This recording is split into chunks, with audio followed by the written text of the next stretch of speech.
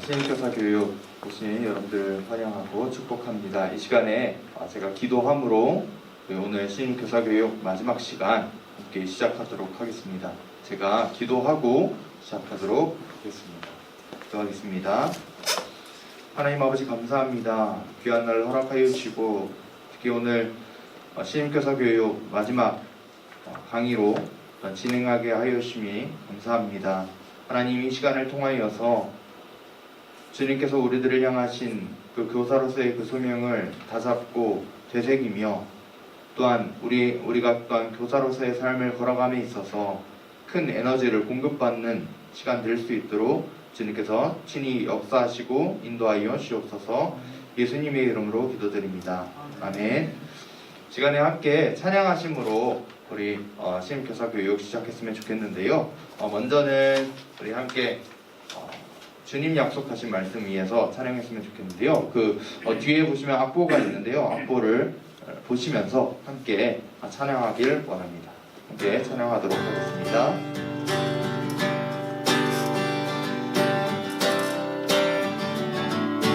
박수 치시면서 찬양하실까요? 주님 약속. 주님 약속하신 말씀 위에서 영원토록 주를 찬송하리라. 소리 높여 주께 영광 돌리며 약속 믿고 굳게 서. 다시 한 번 더 찬양하겠습니다. 주님 약속하신 말씀 위에서 영원토록 주를 찬송하리라. 소리 높여 주께 영광 돌리며 약속 믿고 굳게 서리라. 굳게 서리 굳게 서리 영원하신 말씀 위에 굳게 서리 굳게 서리 그 말씀 위에 굳게 서리라. 2절 찬양합니다. 주님 약속. 주님 약속하신 말씀 위에서 세상 염려 내게 엄습할 때에 용감하게 힘써 싸워 이기며 약속 믿고 굳게 서리라. 굳게 서리 굳게 서리 영원하신 말씀 위에 굳게 서리 굳게 서리 그 말씀 위에 굳게 서리라. 3절 찬양하겠습니다. 주님 약속하신 말씀 위에서 영원하신 주의 사랑이 믿고 성령으로 힘써 싸워 이기며 약속 믿고 굳게 서리라. 굳게 서리 굳게 서리 영원하신 말씀 위에 굳게 서리 굳게 서리 그 말씀 위에 굳게 서리라. 마지막으로 다들 찬양하겠습니다. 주님 약속하신 말씀 위에서 성령 인도하는 대로 행하며 주님 품에 항상 안식거든요 약속 믿고 굳게 서리라. 굳게 서리 굳게 서리 영원하신 말씀 위에 굳게 서리 굳게 서리 그 말씀 위에 마지막으로 굳게 서리 굳게 서리 영원하신 말씀 위에 굳게 서리 굳게 서리 그 말씀 위에 굳게 서리라. 계속해서 나 주님의 기쁨 되기 원하네. 우리 가사를 묵상하시는 마음을 함께 찬양하기를 원합니다.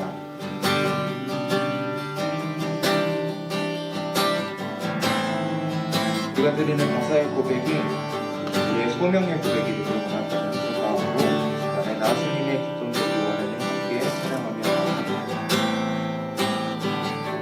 나 주님의 기쁨 되기 원하네. 나 주님의 기쁨 되기 원하네. 내 마음을 새롭게 하소서. 새 부대가 되게 하여 주사.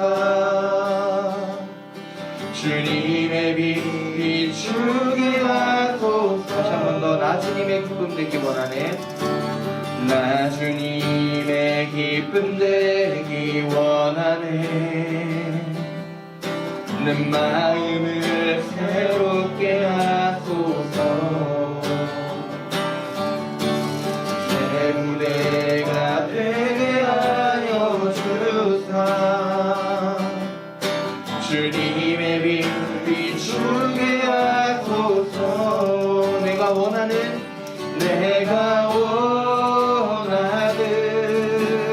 한 가지 주님의 기쁨이 되는 것. 아멘. 내가 원하는 한 가지 주님의 기쁨이 되는 것. 겸손히 내 마음 드립니다. 겸손히 내 마음 드립니다. 나의 모든 것 받으소서. 나의 맘 깨끗게 씻어주사. 주의 길로 향하게 하소서. 내가 원하는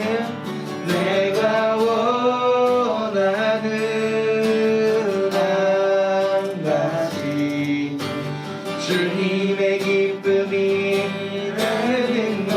아멘. 내가 원하는 한 가지 주님의 기쁨이. 마지막으로 내가 원하는 한 가지. 내가 원하는 한 가지 주님의 기쁨이 되는 것. 내가 원하는 한 가지 주님의 기쁨이 되는 것. 시간에 오늘 있을 신입교사 교육을 위해서 함께 기도하며 나아가도록 하겠습니다. 내 마음 가운데 주시는 감동대로 기도하며 나아가도록 하겠습니다. 기도하겠습니다.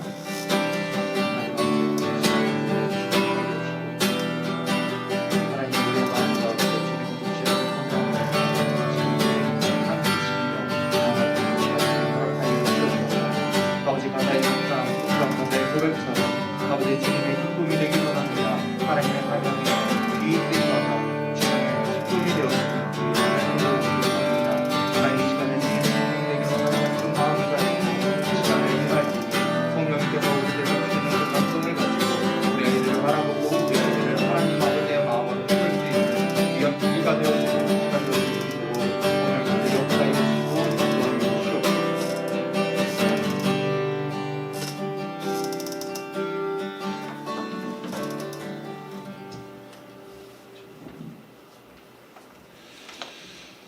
하나님 아버지 감사합니다.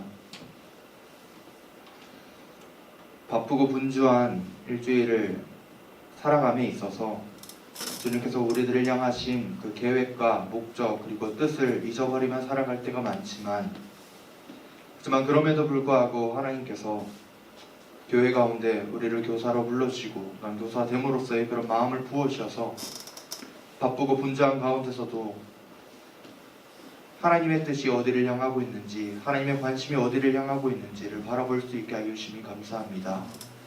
하나님, 이 시간 신임교사 교육 3주차를 시작합니다.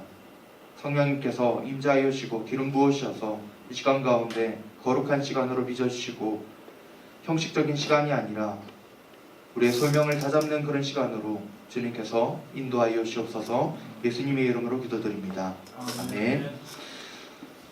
네, 안녕하세요. 저는 오늘 강의를 맡게 된 중고등부 담당 김형욱 전도사라고 합니다. 반갑습니다.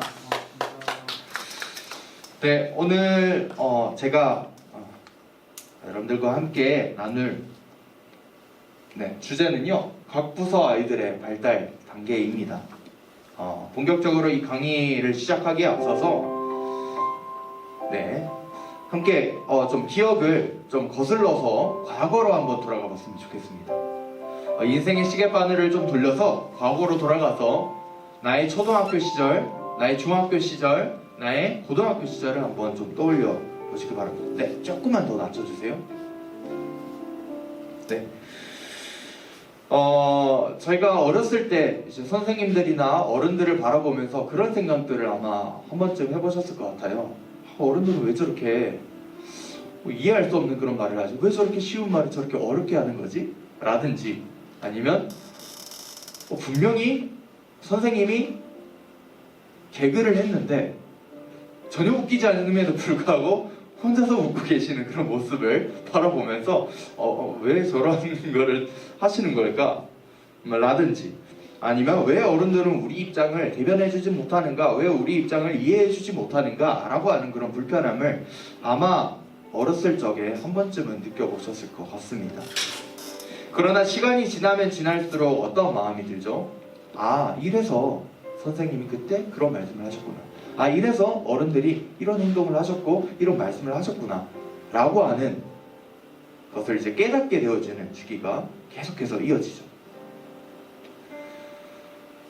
그러면 이제 어렸을 때의 기억도 있고 오늘날 이제 어른이 된 나의 모습도 그렇고 다 이해가 가능할 거라고 생각이 되어져서 이제는 어린아이들을 바라봤을 때도 다 이해될 거라고 그렇게 생각을 하지만 신기하게도 다시 시계바늘을 돌려서 오늘날로 돌아와 보면 지금 유치부 아이들이 하는 어떤 행동이라든지 말이라든지 아동부 아이들이 하는 말이라든지 행동, 중고등부 아이들의 말이라든지 행동 이해가 가능하여야 되는데 이상하게도 이해가 안 되어지는 그런 모습을 보게 된다는 거죠. 분명히 그 과정을 다 겪었음에도 불구하고 이상하게 지금 오늘날 내가 마주하고 있는 이 아이들을 대하면 뭔가 이해가 안 되는 거죠. 왜 저렇게 행동할까? 그래서 나도 모르게 이 아이들 앞에서는 똑같은 이전에 내가 어른들을 바라보고 선생님들을 바라봤을 때 왜 저러실까? 라고 하는 그런 사람의 인물이 되어있을 경우가 참 많다는 것이죠. 그래서 저희가 아이들을 제대로 이해하기 위해서는 나의 관점, 그러니까 1인칭의 관점이 아니라 한 발짝 뒤로 좀 물러서서 좀 바라볼 필요가 있습니다. 좀 객관적으로 바라볼 필요가 있죠. 아마 여러분들도 아시다시피 제가 포인트가 있죠? 제가 할게요. 네, 아마 어렸을 적부터 이제 체스라든지 오목이라든지 장기라든지 이런 것들을 참 많이 하셨으리라 생각이 되어집니다. 자, 제가 질문을 한 가지 드리는데요. 자, 만약에 체스를 두고 있는데 이 체스 판을 가장 잘 읽을 수 있는 사람은 A일까요? B일까요? 어떻게 생각하시나요? A일까요? B일까요? 사실 A도 아니고 B도 아니고 그것을 보고 있는 멀리서 바라보고 있는 C가 이 판을 가장 잘 읽죠. 왜 그럴까요? 바둑을 직접 두고 있으면 나의 관점으로서 이 판을 읽기 때문에 내가 중요하게 생각하는 것만 이제 보기 때문에 나의 관점으로 바라보기 때문에 상대방의 수를 오히려 더 못 읽을 수도 있고 내가 지금 어떤 실수를 하고 있는지도 제대로 잘 못 볼 때가 참 많다는 거죠. 따라서 오히려 이 바둑판 그리고 체스판을 저 멀리서 바라보고 있는 3인칭으로 바라보고 있는 그가 이 A의 지금 실수는 무엇인지 A의 지금 특징은 무엇인지를 더 간파하기 쉽고 B의 특징을 간파하기도 참 쉽다는 거죠. 그래서 저희가 아이들을 바라봤을 때도 마찬가지라고 생각합니다. 나의 관점으로 바라보면 어떤 문제가 생기냐면요. 그중에 이런 분들이 계시죠. 교사 선생님들도 그렇고 저희 같은 그런 교육자들도 그렇고 아이들을 대할 때 나는 분명히 아이들한테 잘해준다고 생각하고 다가간다고 하는데 왜 이 아이들은 나를 피할까? 난 정말 잘해주고 난 정말 관심이 많고 정말 관심 어린 그런 말들을 하는데 왜 아이들은 피하고 안 좋아할까? 요즘 아이들이 정말 버릇이 없구나 이렇게 생각을 하거나 요즘 아이들은 받는 법도 제대로 잘 모르네 이렇게 생각하는 거는 사실 나의 관점인 거죠. 근데 한 발짝 뒤로 물러서면 이 아이들이 왜 피하는지를 조금은 알 수 있죠. 예를 들어서 너무 부담스러운 그런 말로 다가가거나 필요하지 않는데도 불구하고 필요 없는 물건을 막 계속 주면서 관심이라고 하거나 그런 경우가 참 많죠. 그러면 이제 아이들 입장에서는 좀 부담스러운 거죠. 그래서 막 피하게 되어지는 그런 모습이 있습니다. 또 반대도 있습니다. 제가 중고등부 사역만을 계속해서 해왔습니다. 이전 교회에서도 그렇고 전전 교회에서도 그렇고 전전전 교회에서도 그렇고 중고등부 사역을 이제 하면서 이제 아이들을 대하다 보면 제가 이러한 오류에 좀 빠질 때가 참 많았었거든요. 분명히 그 아이는 가정에서 싸움을 하고 지금 예배 가운데로 왔는데 그러면 당연히 기분이 좋지 않잖아요. 그러면 제가 인사를 합니다. 안녕! 라고 했을 때 인사를 받지 않고 그냥 자리에 앉는 경우 저는 생각을 하죠. 내가 뭐 너무 투머치하게 뭔가를 좀 해서 그런가? 나한테 좀 마음에 안 드는 게 있나? 이런 식으로 이제 생각할 때가 많다는 거죠. 사실상 알고 보면 그 친구에게 다른 문제가 있어서 그런 건데도 불구하고 내 문제라고 생각해서 괜히 의기소침해지고 더 다가가지 못하고 더 해야 될 말도 못하고 관계를 쌓아가는 데 있어서 거리를 두게 되어지는 그런 오류가 있어진다는 것. 이게 다 1인칭으로 바라봤을 때 사실 그런 오류에 빠질 위험이 있다는 거죠. 따라서 좀 3인칭으로 가끔씩은 바라봐줘서 이 아이들이 왜 이러는 걸까 이해할 필요가 있습니다. 그래서 사실 오늘은 이제 각 부서의 발달 단계라고 했는데요. 이것을 왜 하느냐? 3인칭으로 아이들을 좀 바라보기 위해서 좀 객관적으로 아이들을 좀 분석하고 이 시기의 특징들을 좀 알면 어느 정도는 저희가 알고 있겠지만 좀 퍼즐 조각처럼 이렇게 흩뿌려져 있는 퍼즐 조각처럼 돼 있어서 뭔가 왜 그런지가 개연성 있게 약간 이해가 잘 안 되기 때문에 오늘 시간에는 사실 각 부서 발달 단계를 전부 다 다루려면 정말 여러 시간이 필요합니다. 한 3시간, 4시간 이렇게 필요하지만 시간이 없는 관계로 오늘은 몇 가지 각 부서별의 이제 몇 가지 키워드만 가지고 다루고 그 키워드에 맞는 신앙 매뉴얼, 신앙 교육 매뉴얼에 대해서 함께 좀 나누어보는 그런 시간으로 진행해 보려고 합니다. 먼저 이제 유치부부터 하나하나씩 이제 살펴보려고 합니다. 유치부 이제 약 한 2세에서 7세 정도 되어지는 그런 아이들의 특징이 있는데요. 첫 번째 제가 나누고 싶은 키워드는 바로 이제 상징적 사고라고 하는 겁니다. 직관적인 사고라고 하죠. 제가 질문을 좀 드리려고 하는데요. 대답을 해주시면 감사하겠습니다. 만약에 저희가 등산을 하고 있다고 가정을 한번 해볼게요. 등산을 하고 있습니다. 열심히 등산을 하고 있는데 저 멀리서 산을 오르고 있는 대중교통 버스를 발견했습니다. 그때 드는 생각은 보통 어떤 생각이 드실까요? 집사님 혹시 어떤 생각이 드실까요? 만약에 그러면 힘들면 버스 타고 갈 걸. 네. 버스 타고 갈 걸이라든지 네. 또 그러면 네. 지민 청년 는 어떤 생각이 드실 것 같아요? 막 등산을 하고 있어요. 근데 버스가 막 오르락 내리락 하는 것을 막 보고 있습니다. 어떤 생각이 드실 것 같아요? 허탈할 것 같아. 네? 허탈할 것 같아. 죄송해요? 허탈할 것 같아. 허탈할 것 같다고요? 그러니까 비슷한 이유인 거죠? 버스 타고 갈 걸. 약간 그런 생각인데 사실 제가 이제 설계한 그 대답은 아니긴 했지만 그런 생각이 충분히 들겠네요. 네. 보통 저희들이 이렇게 등산을 하고 있을 때 버스를 발견하면 어떤 논리적인 사고를 합니다. 아까 집사님하고 이제 지민청년이 이제 이야기했었던 것처럼 논리적으로 생각을 하죠. 내가 이렇게 갈 바에는 차라리 이 버스를 타고 버스 다닌 줄 내가 알았으면 버스를 탔을 텐데 이런 식으로 생각을 하거나 또는 무슨 산을 오르는데 대중교통이 있어? 저기 뭐 사람 사는 곳이 있나? 이런 논리적인 사고를 하기 나름이라는 거죠. 근데 우리 아이들이랑 같이 등산을 하고 있는데 이 버스를 발견하면 아이들은 뭐라고 말할까요? 버스 지나간다. 아이들의 직관적 사고가 상징적인 사고가 여기서 늘어나는데 예를 들어서 이런 문제입니다. 타요다, 타요 버스다, 타요야, 타요야 막 이런 식으로 말할 거예요. 왜냐? 아이들은 논리적인 사고가 아니라 이때 아이들은 상징적 사고, 자기가 경험했었던 거를 떠올리면서 그거를 말로 내뱉습니다. 그냥 버스를 타고 가야지 라든지 아니면 버스가 여기 다니는 거 보니까 사람들이 사는 동네구나 라고 논리적으로 생각하기보다는 그냥 자신이 평소에 만화를 통해서 봤었던 그 타요 버스를 떠올리면서 타요 버스다 하고 그냥 좋아하는 그런 아이들의 모습을 발견할 수가 있습니다. 그게 이제 상징적 사고, 직관적 사고 이렇게 표현할 수 있을 것 같습니다. 자, 그렇다면 이런 직관적인 사고와 상징적인 사고를 가지고 있는 아이들을 만약에 교회에서 신앙 교육을 시키고 가정에서 어떤 방법을 사용하는 게 참 좋을까요?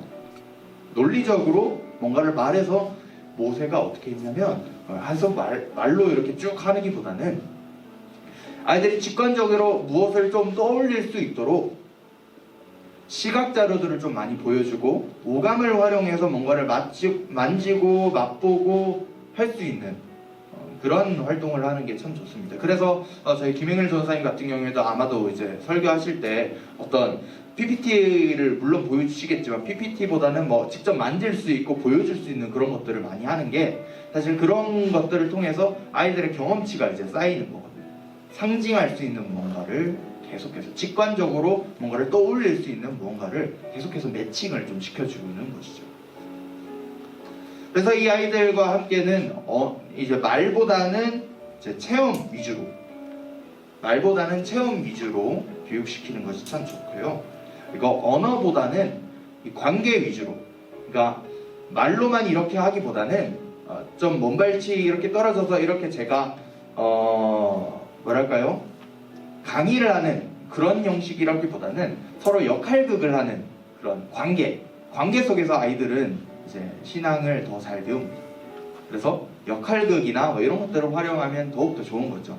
내가 모세가 되고 너는 누구가 되고 뭐 이런 식으로 같이 역할극을 하면서 하면 오히려 아이들이 더 신앙적으로 기억도 잘 되고 깊은 묵상까지는 아니더라도 아이들이 언젠가는 떠올릴 수 있는 무언가들을 굉장히 많이 얻을 수 있습니다. 두 번째 같이 나누고 싶은 유치부 여기 특징은요, 너무 잘 알고 있는 거죠. 모방성입니다. 이때 나이 때는 아마 다들 알고 계시겠지만 부모님을 막 따라하죠. 부모님의 행동과 말들 그리고 언어 습관들, 억양까지도 전부 다 따라합니다. 그래서 굉장히 좋으면서도 위험한 시기이죠. 예를 들어서 가정에서 부부싸움을 하면 그 말을 따라할 수도 있으니까 굉장히 좀 위험한 시기일 수도 있고 양날의 검과 같은 그런 시기라고 볼 수가 있습니다. 그래서 무엇을 보여주느냐가 참 중요한 시기인 것이죠.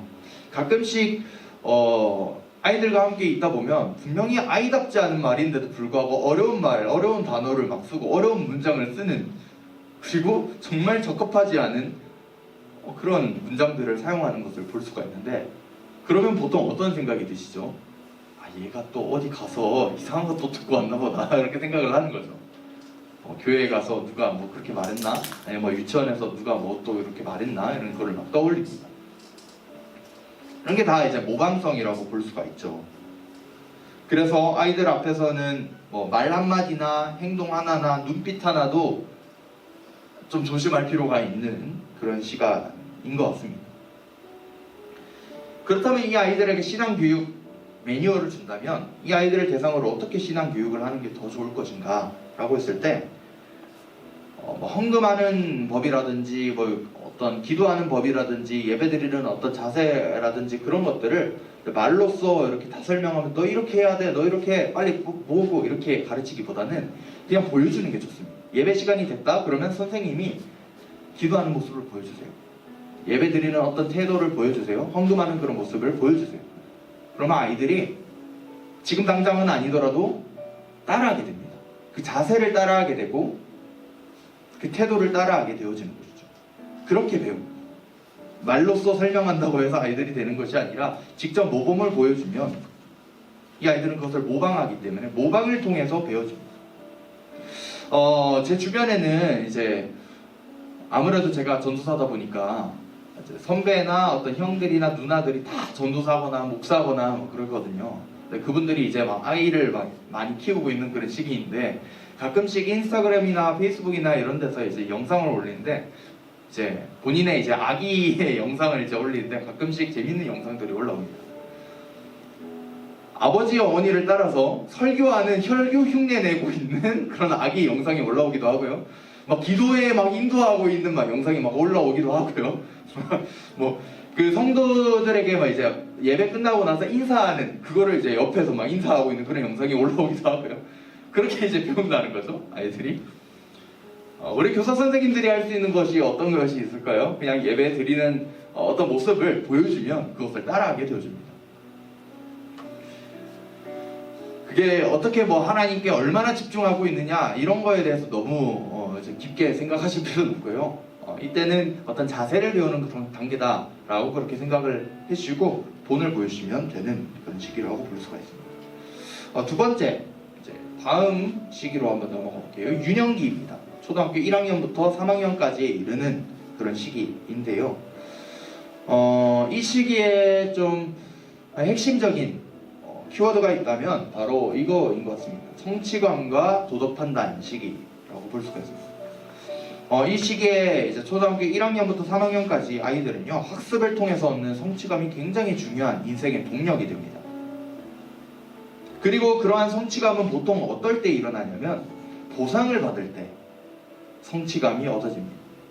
뭔가를 잘했다 해서 뭔가를 얻거나 칭찬을 받거나 이렇게 띄워주는 그런 거에 굉장히 이제 예민하고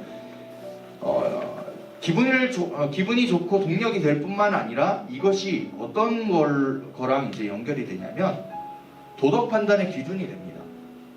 이것이 옳으냐 이것이 그르냐라고 하는 그런 기준은 내가 뭔가를 했는데 보상을 받느냐 받지 않느냐 처벌을 받느냐 이거에 따라서 이것은 도덕적으로 옳은 거구나 이것은 도덕적으로 옳지 않은 거구나 라고 하는 것을 깨닫게 되어지는 시기라고 볼 수 있습니다.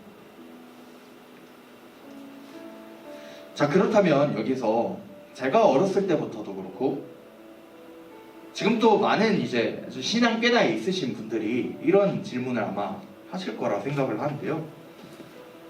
자, 보상 프로그램 교회에서 하는 교회 학교에서는 이 보상 프로그램을 이 신앙교육에 사용해도 괜찮은 건가? 라고 하는 그런 질문이 생겨납니다. 왜냐하면 우리가 배우는 하나님은 어떤 하나님이죠? 차별이 없으신 하나님이잖아요. 그러면 아이들한테 이렇게 차별이 있는 보상 프로그램을 적용해도 과연 괜찮은 건가? 이거 좀 그런 거지 않나? 너무 세속적인 거 아닌가? 이런 생각을 좀 할 수가 있거든요. 저도 이런 생각을 정말 많이 했었던 것 같아요. 이거 보상 프로그램을 하면 좀 더 효과적으로 교육이 이루어질 수 있을 것 같은데 이것이 하나님의 사랑하고는 뭔가 좀 대치되는 것만 같은 그런 기분이 든다는 거죠. 그렇다면 어떻게 해야 될까? 어떻게 이해해야 될까? 라고 하는 그런 생각이 듭니다. 어떻게 이해를 해야 될까요? 저기 멀리서 PPT 넘겨주고 계시는 우리 이지한 전사님께 한번 여쭤보고 싶어요. 어떻게 이해해야 될까요? 보상 프로그램 교회 학교에서 사용하고 계신가요? 지금 아동부에서? 네, 달란트를 얻는 네. 전혀 문제가 없기 때문에 사용하시는 거죠? 잠재적인 위험 요소가 있을 수 있긴 한데 네. 그거보다는 없는 게 크다고 판단해서 얻는 게 얻는 게 더 크다고 얻을 수 있는 게 더 크기 때문에 사용한다. 자, 우리 지민 청년님 어떻게 생각하시나요? 자유롭게 다양한 입장이 있습니다. 저는 별로 안 좋아요. 별로 안 좋을 것 같아요. 어떤 이유에서 별로 안 좋을 것 같나요? 애들이 그러니까 그걸 얻기 위해서 따르는 거지 본심에서 따르는 게 아닌 것 같아서. 본심에서 얻는 게 아니라 그냥 그 물건 자체만을 위해서 하기 때문에 이게 좀 과정이 썩 그렇게 막 순수하진 않다라고 하는 그런 말씀이신 거죠. 네, 집사님께서는 혹시 어떻게 생각하실까요? 좋을 것 같습니다. 저 어떤 점에서 혹시 좋을 것 같나요? 왜냐하면 이제 녹부나 공기부여가 네, 호텔 순간순간 생겨나는 거지만 네네. 이제 그거를 나름대로 사람마다 생각하는 게 틀리니까 네네. 그게 조금 이렇게 생각이 이렇게 여러 가지 생각을 다양하게 할 수 있겠다. 네, 좋습니다. 네, 감사합니다. 그러면 저희 혹시 장로님께서 한번 여쭤봐도 괜찮을까요? 네. 양면성이 있다고 생각합니다. 아, 양면성이. 네. 지금 양쪽에서 지금 다 맞는 것 같아요. 네. 보상 프로그램은 어떤 방법을 사용하느냐에 따라서 네. 달라질 것 같아요. 아, 좋은 쪽도 있고 나쁜 쪽도 있어요. 아, 좋은 쪽도 있고 나쁜 쪽도 있고. 맞습니다. 양면성이 있는 것 같아요. 이게 너무 과도하게 보상을 이렇게 했을 경우에는 이제 좀 굉장히 이제 아이들이 그 물건을 탐닉하기 위해서 그 과정을 마음도 없고 아무런 생각도 없는데 하게 되어지는 그런 경우도 생겨나고요. 적절하게 이용했을 때에는 굉장히 좋은 그런 동기 부여가 되어서 교육하는데 좀 의미가 있는 그런 시간이 또 될 수도 있습니다. 중요한 거는 사실 이제 보상 프로그램을 한 친구에게 보상을 주긴 하겠지만 하지 못한 친구에 대해서 너무 이렇게 다운시키거나 너무 이렇게 소외시키지만 않는다면 적절하게 이렇게 사용되어질 수 있고 너무 이렇게 퍼붓는 형식이 아니라 가끔씩 이렇게 이용해 주는 거는 이 시기에 도덕 형성, 도덕 기준이 생겨나는 신앙 기준이 생겨나는 것에 도움이 되어지는 그런 부분이기 때문에 적절하게 사용해도 괜찮지 않을까 하는 그런 개인적인 생각이 있습니다. 네, 일단은 두 번째 특징은요. 이 아이들의 특징은 스펀지와 같다고 볼 수가 있습니다. 그러니까 아이들은요 뭔가를 말해주면 그것을 고지고대로 바로 받아들입니다. 바로 받아들여요. 이게 뭔가 신앙에 대해서 누가 모세가 그래서 하나님이 이런 분이야 라고 했을 때 그거에 대해서 아닌 것 같은데요 라고 하지 않아요. 그냥 받아들입니다. 그것이 부모님이라면 더더욱더 그렇고 내가 관계를 쌓고 있는 사람이라면 무조건 그것을 받아들입니다. 스펀지처럼 쏙쏙 받아들여지는 그런 시기라고 볼 수가 있습니다. 근데 여기서 참 중요한 게 있죠. 우리 아이들하고 있다가 보면 가끔씩 이런 실수를 할 때가 있습니다. 아이들은 모든 것을 다 사실대로 받아들이기 때문에 약속을 함부로 해서는 안 됩니다. 다음에 이걸 줄게, 다음에 우리 이거 하자 라고 하면 아이들은 그거 바로 받아들이고 계속 기억하고 있습니다. 이거 우리처럼 생각하지 않아. 그냥 인사치레로 하는 말이구나. 그냥 나를 귀찮아서 그렇게 하는 말이고 절대 그렇게 받아들이지 않고요. 무조건 받아들입니다. 그래서 나중에 아이들이 물어보죠. 그거 안 하세요? 라고 하면 미안하다 하면 이제 아이들에게 엄청난 상처가 되어지는. 그래서 약속 함부로 하면 안 되고요. 말 한마디 제대로 막 이렇게 막 뱉으면 안 됩니다. 그래서 약속을 할 때도 정말로 신중하게 하고 정말 할 수 있는 것들에 대해서 맞다 아니다 이렇게 말해주는 것이 참 중요한 시기라고 볼 수가 있습니다. 그렇다면 이 시기 때 신앙교육 매뉴얼을 준다면 어떤 매뉴얼을 줄 수가 있을까요? 이때 아이들의 이 스펀지와 같은 이 특징을 10분 활용할 필요가 있다고 생각합니다. 이때 신앙 기본기를 탄탄하게 쌓을 수 있는 시기입니다. 아이들이 정말 잘 받아들이기 때문에 신앙의 기본적인 이야기들을 많이 들려주는 것이 참 좋습니다. 그래서 기본적인 가치관들을 이 시기 때 탄탄하게 쌓아 올려주는 것이 참 중요합니다. 하나님은 어떤 분인지, 예수님은 어떤 분인지, 성령님은 어떤 분인지. 물론 아직 추상적이고 철학적인 어떤 생각을 할 수 있는 시기는 아니지만 아주 기본적인 그런 이야기들에 대해서 해주면 아주 좋은 시기라고 볼 수가 있습니다. 그러나 이제 위험성도 있죠. 확실하지 않은 이야기는 보류해두는 게 좋습니다. 아이들은 고지고대로 받아들이기 때문에 그런 지혜가 좀 필요하겠다 싶습니다. 자, 세 번째 소년기입니다. 소년기는 이제 초등학교 4학년에서 6학년 정도에 이르는 아이들인데요. 소년기는 그냥 간단하게만 그냥 다루고 넘어가려고 합니다. 한 가지 키워드만 그냥 다루려고 하는데요. 이해와 해석이라고 볼 수가 있습니다. 이전까지만 해도 부모님과 선생님의 말이라면 그저 그냥 바로바로 받아들였었던 스펀지와 같은 친구들이 이제 4학년부터 6학년 정도에 이르게 되어지면 그때부터 약간 이해되어야 받아들여지는 그런 시기로 옮겨지게 되어집니다. 그래서 이 시기 때 아이들에게 신앙 매뉴얼을 준다고 한다면 성경이나 어떤 하나님에 대해서 질문이 좀 생겨나거든요. 그러면 그냥 그렇게 된 거야 라고 이렇게 타이르기보다는 이렇게 막 강압적으로 이렇게 하기보다는 잘 공감해주고 그럴 수도 있겠구나. 그리고 대답해 줄 수 있는 것이 있으면 변증적으로 잘 대답을 좀 해주고, 또 만약에 그것이 안 되면 내가 전도사님이나 목사님한테 한번 물어보고 다시 대답해 줄게 라든지 그런 방법을 사용하시는 것을 추천드립니다. 그래서 이 시기 때 아이들이 갑자기 방귀를 들고 막 그거 아닌 것 같은데요 라고 하는 그런 설교 도중에 그거 아닌데요 저거인데요 뭐 이런 식으로 대답하는 시기가 이제 생겨납니다. 우리 그렇죠? 많이 아마 경험하시리라 생각을 합니다. 분명히 1학년부터 3학년까지는 참 말도 잘 듣고 아주 이뻐 보이는데 4학년부터 6학년까지 갑자기 계속 막 설교 도중에 막 끼어드는 친구들을 발견할 수가 있습니다. 그리고 그거 아닌데요 저건데요 그런 식으로 대답하고 난리가 납니다. 이해를 해줘야 된다. 그럴 수도 있겠구나. 그러네. 근데 이런 부분들은 이런 거야. 좀 변증적으로 대답도 해주고 해주는 게 참 중요합니다. 그 다음에 대망의 이제 청소년기. 제가 할 이야기가 참 많은 것 같아서 사실 밑에 있는 부서를 많이 해보지 않아가지고 이론적으로만 알고 있지 이제 체험적으로 알고 있는 거는 사실 청소년기에도 저는 더 많은데요. 중고등학교 친구죠. 이때 첫 번째 특징은 자아 정체성 확립의 시기입니다. 자아 정체성 확립의 시기.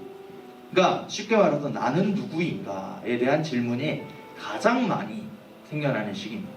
나라는 존재는 어떤 존재인가? 나의 장점은 무엇이고 나의 단점은 무엇이고 누군가는 나를 어떻게 바라보고 어떻게 평가할 것인가에 대한 관심이 급증하는 시기입니다. 나라고 하는 정체성을 어떤 친구들과의 그런 관계 속에서 나의 색깔을 발견하고 나는 저 친구들은 저런 것을 가지고 있지만 나는 이런 것이 없네. 저 친구들은 저런 것이 없지만 나는 그것이 있네 라고 하는 것을 발견하면서 나 자신의 색깔을 형성하는 시기입니다. 그러나 이 시기 때는요 본인이 생각하는 이상적인 자아상이 있습니다. 나는 이랬으면 좋겠어, 나는 이런 사람이었으면 좋겠어 라고 하는 자아상이 있어요. 근데 반대로 현실적인 나를 알기 때문에 그 이상과 현실의 괴리 속에서 굉장히 불안해하고 힘들어합니다. 그래서 우울증이 더 많이 오고 또 굉장히 흔들리고 뭐 좀 기분이 왔다리 갔다리 하는 그런 시기일 수밖에 없는 게 사실 이런 이상과 현실과의 그 괴리 때문에 혼란스러운 그런 시기라고 볼 수가 있습니다. 받아들이기 싫지만 받아들여야 되는 그런 현실인 것이죠. 그래서 이 시기 때는 자기의 정체성을 어떤 식으로 해소를 하고 형성을 하냐면 타인과의 그런 관계, 이 그룹, 내가 좋아하는 어떤 그룹 속에 속함으로써 나는 이런 사람이야 라고 하는 것을 형성하려고 합니다. 또는 내가 좋아하는 어떤 연예인, 이때 이제 팬클럽에 많이 가입하는 그런 시기, 저도 이 시기 때 팬클럽 가입하고 그랬었는데요. 네, 연예인을 가장 많이 좀 이렇게 하고 롤모델로 삼고 하는 그런 시기라고 볼 수 있습니다. 그래서 나는 누구야? 나는 이 사람을 좋아하는 사람이야 라고 하는 것으로 나의 정체성을 형성하는 그런 시기라고 볼 수가 있습니다. 그리고 이때는 성별에 따른 신체적인 변화가 급증하게 되어지죠. 그래서 이제 외모에 대한 관심이 굉장히 많이 생겨납니다. 사실상 이게 일례로 저는 이제 이지한 전사님하고 같이 같은 고등학교를 나왔는데요. 저희 고등학교가 굉장히 이제 그때 당시 두발 규제가 심했습니다. 그래서 빡빡 밀게 했거든요. 완전 빡빡까지는 아닌데 거의 전도사님은 아무런 스스럼 없이 다 미셨지만 저는 강한 저항을 했습니다. 내 머리를 밀지 말라. 제발 밀지 말라. 그 0.5cm 그거 한번 남겨보겠다고 어떻게든 왁스 발라서 눌러가지고 두발 검사 때 짧은 척 이렇게 하기도 했었는데 지금 생각해보면 왜 그랬을까? 라는 그런 생각이 들어요. 그거 하나하나가 별로 차이가 없고 그거 하나하나 나에 대한 관심은 아무도 가지지 않을 텐데 왜 그랬을까? 생각해보면 이 시기가 그 외모에 대한 관심이 굉장히 급증하는 그런 시기이기 때문입니다. 또 우리 여자들을 보면 또 학교에서 맨날 이제 주머니, 치마 주머니나 뭐 바지 주머니에다가 어떤 거를 넣고 다니냐면 한쪽에는 손거울, 한쪽에는 빗을 놓고 다닙니다. 언제든지 계속 보고 이 앞머리에 빛이 날 때까지 계속 빗거든요. 이게 분명히 비춰져 있는데 왜 계속 빗는지 모르겠어요. 네, 그만큼 이제 외모에 관심이 굉장히 많은 시기이기 때문이죠. 그뿐만이 아니라 MBTI라든지 어떤 문답 스토리 있죠. 다른 사람들이 나에 대해서 평가하는 거에 대한 부분들을 굉장히 많이 올리고 인터넷에 올리고 그걸 받고 또 공유하고 이런 거를 굉장히 좋아하는 시기입니다. 물론 MBTI는 저희도 좋아하긴 하지만 이때 당시에 정말 예민합니다. 나는 어떤 사람인가에 굉장히 궁금한 시기이기 때문에 누군가는 나를 어떻게 평가할까에 대해서 궁금한 시기이기 때문에 그런 활동을 정말 많이 한다는 거죠. 그래서 이때는 자신을 표현할 수 있는 별칭, 즉 별명이라고 하죠. 별칭을 자기가 스스로 만들어내서 어필하기도 합니다. 난 이런 사람이야. 별명 붙이고 난 누구야. 어떤 식으로 불려지냐가 굉장히 중요하거든요. 그게 나의 정체성이기 때문에. 그리고 저도 옛날에 그랬습니다. 그 고등학교 때 이제 교회 학교에 가거나 이제 학교에 가면 복도를 걸어 다니면 다 나를 본 줄 알았어요. 다 나를 쳐다본 줄 알았어요. 나의 뭐 변화에 대해서 실상은 아무것도 아니지만 아무도 관심을 가지지 않지만 저만 바라본 줄 알았고 이제 교회에 가면 저만 본 줄 알았어요. 네, 그건 착각이었죠. 온 세상이 다 나를 주목한다라고 그렇게 생각하는 시기가 또한 이 시기이기도 합니다. 자, 그렇다면 이런 자아 정체성 확립의 시기 때 신앙 교육 매뉴얼을 준다면 어떤 매뉴얼을 줘야 될까? 첫 번째, 정체성 확립할 수 있는 언어들을 아이들에게 이때는 많이 사용해 주는 게 좋습니다. 그러니까 이런 거죠. 너는 하나님 앞에서 특별한 사람이야 라고 하는 자아 정체성을 확립할 수 있는 언어들을 많이 사용해 주는 게 좋습니다. 너를 향한 하나님의 계획이 있어. 하나님이 너를 사용하실 거야. 하나님이 너를 사랑해. 아들을 바칠 만큼 너를 사랑해. 넌 정말 존귀하고 가치 있는 자야 라고 하는 자아 정체성을 확립할 수 있는 그 혼란의 시기를 극복할 수 있게 하는 그런 자아 정체성 확립의 말이 정말 중요합니다. 두 번째, 외모의 변화가 많잖아요. 그러니까 외모에 대해서 긍정적인 칭찬을 해주면 참 좋습니다. 근데 보통 우리 교사 선생님들도 그렇고 우리 교육자들도 그렇고 그 약간 애가 막 머리를 막 망치고 왔어요. 그러면 그거에 대해서 막 집어내고 막 놀리고 뭐 재밌는 분위기 연출하려고 그러지만 그거 엄청난 상처입니다. 아이들 엄청난 상처예요. 그거 겉에서는 웃고 있지만 그때부터 이제 관계가 이제 뭐 저희 젊은 표현에서 손절이라고 하죠. 이제 손절됩니다. 전수사님의 설교를 안 듣기 시작하고 교사 선생님들의 지도를 안 듣기 시작하죠. 네, 그런 장난을 치시면 안 되죠. 긍정적인 것만 알아봐주고 이렇게 칭찬해 주는 것이 좋습니다. 뭐 예를 들어서 어떤 좀 살이 있는 그런 친구라고 한다면, 좀 통통한 친구라고 한다면 말을 더더욱 조심해야 되겠죠. 굉장히 민감한 시기입니다. 뭐 야 너 지나가니까 뭐 땅이 울린다 이런 말하면 이제 끝납니다. 이제 사역은 끝납니다. 바로 끝납니다. 아무리 내가 재미있고 분위기를 유쾌하게 만들려고 노력을 해도 이제 끝나버립니다. 한 잃은 양이 아니라 있었던 양 그냥 잃은 양으로 만들어버립니다. 그래서 아이들에게 다만 이제 긍정적인 칭찬, 뭐 머리가 바뀌었는데 굉장히 잘 어울린다. 그러면 야 머리는 진짜 잘 어울린다 라고 하든지, 그러면 이 친구는 그거를 겉으로는 표시를 안 해요. 근데 집에 가서 계속 생각해요. 샤워하면서 생각하고요, 잠들기 전에 또 생각하고요. 나 그런가? 그렇게 생각합니다. 세 번째는요, 재능을 발견해주고 그것을 칭찬하고 그 출처를 알려주는 거예요. 그 출처가 하나님께 왔습니다. 너가 가지고 있는 그 재능은 하나님이 너한테 주신 은사야 라고 하는 것을 명확하게 상기시켜주고 하는 것이 참 중요합니다. 재능 발견, 칭찬. 실제로 제가 예전에 첫 사역지였었죠. 그때는 정식적인 사역은 아닌데 이제 독일에서 잠시 제가 있을 때 한 찬양팀 리더였었던 고1이었었던 진엽이라는 친구가 있었는데요. 그 친구가 찬양 인도를 정말 열심히 하는데 선생님들이 아무도 그걸 안 알아줘요. 제가 볼 때 문제가 없거든요. 근데 너무 당연하게 생각하는 거죠. 당연하게 생각하고 칭찬을 안 해줘요. 근데 끝나고 나서는 막 지적을 하는 거예요. 야 이거 이렇게 했으면 좋겠다, 저렇게 했으면 좋겠다, 이렇게 지적만 하니까 얘가 의기소침해지는 거예요. 담담하게 하고는 있는데 좀 힘든 거죠. 그래서 제가 물론 그것 때문에 그런 건 아니고 정말 잘 하고 있길래 제가 주일날 끝나고 밤에 제가 카톡을 했습니다. 카톡을 해서 길게 이렇게 야 너를 보니까 정말 너무 잘하고 하나님이 나한테 진짜 좋은 은사를 준 것 같다. 너가 이렇게 찬양 인도함으로써 아이들이 찬양을 잘 할 수 있게 되어지는 것 같다. 이런 말을 몇 마디 이렇게 했는데 그 친구가 엄청난 위로를 받더라고요. 엄청난 위로를 받고 그때 이후로 계속 연락이 오거든요. 그때 전사님이 해줬었던 그 위로와 칭찬이 제가 찬양팀 리더를 계속해서 할 수 있는 그런 이유가 되었고 힘이 되었고 그렇게 말해주는 것을 이제 들었을 때 이게 정말 별거 아닌 말이지만 말 한마디지만 그 칭찬과 그 재능을 알아주고 그것이 하나님께로 왔음을 상기시키는 것이 정말 중요하다라고 하는 것을 그때 느낀 것 같습니다. 네 번째는 이것도 참 중요하죠. 공동체로 환대해 주는 것. 이 시기 때에는 이제 내가 속해져 있는 공동체가 정말 중요하거든요. 근데 그 공동체가 어떤 공동체냐, 나를 환대해 주냐, 나를 좋아해 주는 그런 공동체냐 아니냐에 굉장히 민감합니다. 그래서 아무리 수많은 그런 사람들 분위기가 좋아도 거기에서 나를 알아봐 주지 않으면 그 공동체는 나의 공동체가 아닌 거예요. 그러나 조그마한 공동체여도 나를 알아주는 공동체면 그것은 나의 공동체가 되어집니다.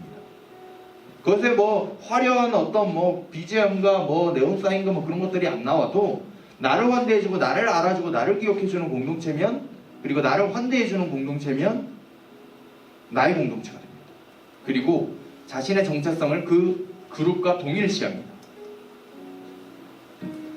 그래서 이 시기 때 공동체에서 새로운 친구든 오랜만에 오는 친구든 늘 오는 친구든 늘 이렇게 밝게 인사해주고 환대해주는 거 정말 중요합니다. 애들이 티는 안 내지만 그런 말을 하죠. 두 번째는 이제 권위자인데요. 권위자의 변화가 생겨납니다. 이 시기 아이들은 이제 기존 질서를 꽉 잡고 있었던 부모님으로부터 이제 탈출하기 시작합니다. 부모님이 항상 옳지 않다는 것을 논리적으로 파악을 하고 그걸 대답을 합니다. 그러면 이제 부모님들이 굉장히 당황을 하죠. 아니 그래도 내가 힘으로 누를 수 있었었는데 이제는 너무 맞는 말만 하니까 이제 뭐 대답하기 굉장히 난처해지는 그런 시기이기도 하죠. 그리고 부모님의 말이라면 다 들었었던 친구가 갑자기 이제 부모님의 그런 말을 안 듣기 시작해요. 내 말을 안 듣기 시작해요. 그럼 막 당황을 해서 막 더 이렇게 억누르려고 하는데 사실 그럴 필요가 없고요. 더 자유롭게 완전 놓으면 안 되겠죠. 어느 정도 놔줄 필요가 있습니다. 그것이 선생님이 됐든 부모님이 됐든 본인이 생각하기에 납득할 만한 이유와 사유가 되어지면 그 권위에 순응을 하지만 그렇지 않으면 순응하지 않습니다. 그래서 부모님이나 어떤 선생님보다는 물론 선생님도 될 수 있겠죠. 오히려 주변에 본받을 만한 어떤 롤모델을 설정해서 그의 권위 아래 속하려고 하는 시기입니다. 그래서 롤모델이 하는 말이라면 무엇이든지 다 따릅니다. 논리적인 모순이 있어도 아니야 그럴 필요가 없어. 그러지 않을 거야. 무조건 따라갑니다. 내가 존경하고 내가 좋아하는 사람이 하는 말이라면 다 따라갑니다. 그래서 굉장히 좋은 시기이기도 하지만 굉장히 위험할 수가 있어요. 안 좋은 롤모델을 따라가면서 안 좋은 아이로 변할 가능성이 굉장히 높거든요. 그래서 좋은 롤모델을 형성해야 되는데, 그렇다면 이때 이 시기 때에 우리 그 신앙 교육 매뉴얼은 어떤 것을 줄 수 있을까 했을 때 교회 내에 신앙적으로 모범이 되는 어떤 또래 모델들을 좀 연결을 좀 시켜주고 소개를 시켜주고 가까이 할 수 있도록 그 환경을 조성해 주는 것이 참 중요합니다. 중고등부 아이들에게 가장 영향력이 있는 것은 그 중고등부 내에 고학년에 있는 뭐 고3이라든지 고2라든지 뭐 그런 어떤 형 누나들, 오빠, 언니라고 볼 수 있고, 더 나아가서는 가장 효과적인 것은 청년입니다. 그래서 청년 선생님들을 굉장히 좋아하죠. 이때 그것도 신앙적으로 모델이 되어지는 사람이면 더욱더 따르고 싶어지고 합니다. 저도 그랬었던 것 같아요. 저도 이제 고등학교 1학년 때 고3 이제 형들과 누나들이 막 하는 그런 대화를 보고 굉장히 충격을 받고, 목사님이 아무리 핏대를 세우고 막 설교를 했을 때는 아무런 영향력이 없었지만 그 누나가 아 나 요즘에 성경 읽는데 하나님이 이런 메시지를 줬어라고 하는데 충격인 거예요. 아니 나랑 얼마 차이가 나지 않는데 저런 말을 한다고? 이 충격을 받아서 아 나도 더 열심히 해야겠다. 그리고 저 사람과 좀 친해지고 싶다. 저 사람은 어떻게 저럴 수가 있을까? 이런 생각을 정말 많이 가졌어요. 그래서 제가 아무리 뭐 전도사님이 뭐 이렇게 말을 해도 그거보다 그 첫 마디보다 또래 리더가 되어질 만한 또래의 어떤 모델이 되어지는 그 친구가 한마디 한다면 그것이 파급력이 훨씬 더 큽니다. 그래서 그러한 모델이 될 만한 사람을 매칭시켜주고 소개시켜주고 환경을 조성해주는 거 그것이 참 좋겠다라는 그런 생각이 듭니다. 또 이거 참 중요한데요. 사실 우리 교사 선생님도 그렇고 저희 교육자들도 그렇고 이제 어떻게 하든지 아이들에게 지식적으로 이 예수님의 사랑을 알려줄 것인가에 굉장히 관심이 많습니다. 그래서 더 쉽게 설명하면 더 쉽게 이렇게 말해주면 아이들이 예수님을 느낄 수 있지 않을까라고 생각하지만 사실상 그렇지 않을 때가 많습니다. 물론 설교로 뭐 선생님들의 어떤 공과 교육을 통해서 변화되어 줄 수도 있지만 아이들은 말로 설명하기보다는 이제 행동으로 보여줬습니다. 십자가를 말로 설명하는 것보다 십자가의 그 삶을 보여줄 때, 자신을 향하여 보여줄 때, 아 선생님이 이렇게까지 한다고? 전도사님이 이렇게까지 한다고? 내가 뭔데 왜 이렇게까지 하지? 이런 생각이 들고 감동을 받았을 때 아이들이 변화가 되어집니다. 감동을 받았을 때 신앙이 생겨납니다. 그래서 십자가를 말로 보여주기보다는 십자가의 이제 상징적인 뜻이 희생이죠. 섬김이고 그것을 직접 삶으로 보여줬을 때 아이들은 굳이 예수님을 말하지 않아도 예수님의 사랑을 간접적으로 깨닫고 신앙이 형성되어지고 더욱더 설교의 귀를 쫑긋하게 되어지고 더욱더 선생님의 말에 귀를 쫑긋하게 되어집니다.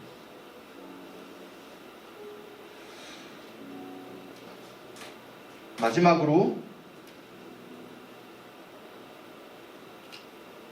이해와 해석인데요. 이거는 소년기 때 아까 다뤘었던 거입니다. 네. 이때는 더욱더 소년기 때보다 더욱더 이제 추상적인 사고가 가능하고 논리적인 사고가 가능하기 때문에 기존에 믿어왔었던 어떤 신앙 지식들에 대해서 의문을 더욱더 강하게 품죠. 그것이 정말로 맞는 말인가? 전도사님이 교사 선생님이 이렇게 말했는데 그거 정말로 맞는 말인가? 학교에서는 좀 다르게 말하던데 근데 내가 생각했을 때는 학교의 말도 일리가 있어 보이는데 이런 생각을 이제 하기 시작하면서 굉장히 논리적인 사고를 많이 해서 질문을 많이 합니다. 이때 아까랑 마찬가지로 덮어놓고 그냥 믿어 라고 하면 아이들이 오히려 신앙이 떨어집니다. 굉장히 폭력적으로 느껴지기 때문에 이 아이들에게 있어서는 그 말에 대해서 공감을 해주고 들어주고 변증적으로 대답을 해주는 것이 참 중요한데 그래서 사실 이제 중고등부 아이들을 이제 가르치는 게 공부가 많이 필요합니다. 그런 어떤 신학적인 그런 사고가 좀 필요한 게 그래서 좀 어렵죠. 네, 쉽지가 않습니다. 간단하게 이렇게 설명할 수 있는 영역들이 아닌 경우가 많아서 그럴 때는 내 속안 안에서 이렇게 소화할 수 없고 대답해 줄 수 없으면 소개해 줄 수 있는 사람을 매칭시켜 주는 것이 가장 좋고요. 아니면 어떤 권위 있는 변증서들 예를 들어서 기독교 C.S. 루이스라든지 그런 사람들의 책을 또 소개해 주기도 하고 하면 좋을 것 같습니다. 아이들이 이미 질문을 하고 있는 것은 신앙이 없는 상태에서 질문하는 경우도 있지만 신앙이 있는 상태에서 질문하는 것이라고 한다면 책을 소개해 주는 것만으로도 괜찮습니다. 그러나 신앙이 없는데 질문하는 거라면 전도사님이나 목사님이나 이렇게 소개해 주는 것이 더 좋겠죠. 아니면 내가 직접적으로 연구를 해서 같이 좀 알아보자, 우리 같이 한번 공부해 보자 라고 하는 그런 접근도 괜찮을 것 같다는 생각이 듭니다. 이상 일단은 오늘 제가 준비한 강의는 여기까지이고요. 함께 짧게 한 사람 한 사람씩 이렇게 강의를 듣고 난 다음에 나는 이런 부분들이 참 잘 되었었던 것 같은데 이 부분은 좀 잘 안 됐었던 것 같다 라고 하는 그런 부분들을 하나씩 이렇게 나누면서 마무리하면 참 좋을 것 같다 라는 그런 생각이 듭니다. 그래서 제가